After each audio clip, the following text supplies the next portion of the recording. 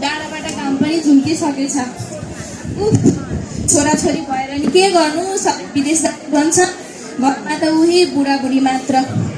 हिजो अस्ति त कान्छी पनि सबेरै उठ्थे, आज त ऊ पनि उठिन, शनिबार भएर होला। ए कान्छी उठिस, आज त पत्रिका पनि आएन त। आयो आयो आजको ताजा खबर, आयो आयो आजको ताजा खबर, आयो आयो आजको ताजा खबर। आजको समाचार के रहेछ कान्छी, ला त फटफट।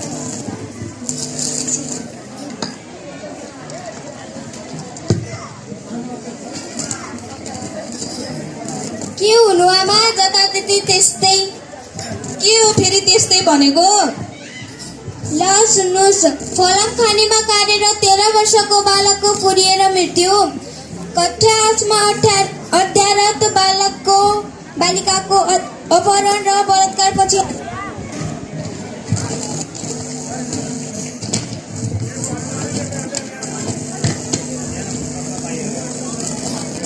आश्रमले पाएन न्याय।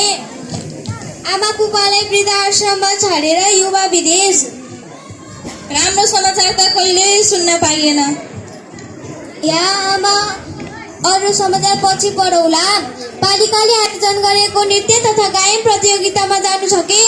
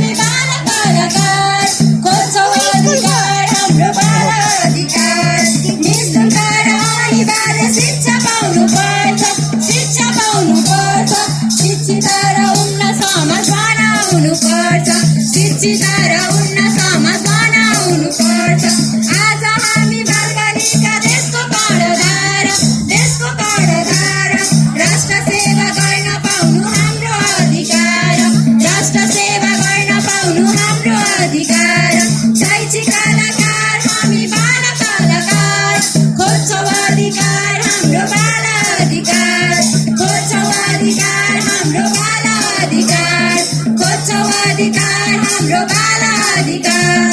धन्यवाद।